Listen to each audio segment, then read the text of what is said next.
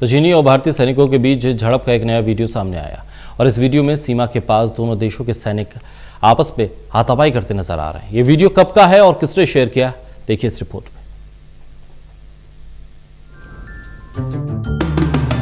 15 जून से शुरू हुआ भारत और चीन के बीच विवाद अब भी जारी है। दोनों देशों के बीच कई वार्ताएं भी चल रही हैं, जिससे शांति से इस विवाद को सुलझाया जा सके और जैसे माहौल पहले था वैसे ही हालात सामान्य कर दिए जाएं। जहां दोनों देशों के बीच शांति के लिए वार्ताएं चल रही हैं, वहीं इसी बीच में भारतीय सैनिकों और चीनी सैनिकों के बीच झड़प का एक नया वीडियो सामने आया है। इस नए वीडियो में सीमा के पास दोनों देशों के सैनिक आपस में हाथापाई करते नजर आ रहे हैं। इस वीडियो को चीन के मीडिया संस्थान SCMP यानी साउथ चाइना मॉर्निंग पोस्ट ने ट्वीट कर शेयर किया है। हालांकि शेयर किया गया वीडियो कब का है और सैनिकों के बीच ये झड़प अभी हुई है या फिर ये वीडियो उसी दौरान का है जब भारतीय और चीन सैनिकों के बीच झड़प हुई थी, इसका खुलासा अभी नहीं हो पाया है। लेकिन ऐसा माना जा रहा है कि ये मई से पहले का है, क्योंकि उसके बाद दोनों देशों के सैनिकों की संख्या अपने अपने इलाके में बढ़ा दी गई। इस वीडियो में ये भी साफ देखा जा सकता है कि जिस जगह पे ये झड़प हुई है वो गलवान नदी का इलाका है, क्योंकि झड़प वाली जगह पर गलवान नदी साफ तौर से दिखाई दे रही है। भारत और चीन के सैनिक हाथ पैर और डंडों से लड़ते हुए दिखाई दे रहे हैं। इसमें कुछ भारतीय सैनिकों के पास राइफल भी है, लेकिन कोई उसका इस्तेमाल नहीं कर रहा है। चीन के सैनिक डंडों और राइट शील्ड से मारपीट कर रहे हैं और खुद को बचा रहे हैं। SCMP का दावा है कि ये वीडियो सबसे पहले 8 सितंबर 2020 को ऑनलाइन देखा गया था। चीन के मिलिट्री स्रोत ने कहा है कि ये वीडियो कुछ महीने पुराना है। विश्लेषक का मानना है कि झड़प में दिख रहे हथियारों को देखते हुए ये लगता है कि ये मई 2020 का हो सकता है, क्योंकि इसमें गलवान नदी दिख रही है। गलवान नदी के पास हुई झड़प के बाद दोनों देशों ने अपने सैनिकों को ज्यादा बेहतर हथियार मुहैया कराए हैं। इतना ही नहीं, मई के बाद से ही दोनों देशों की सेनाओं के बीच तनाव का माहौल चल रहा है।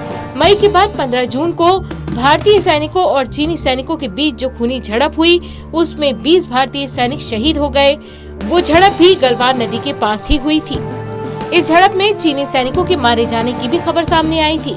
लगभग 45 साल बाद 7 सितंबर को चीन ने LAC पर फायरिंग भी की है।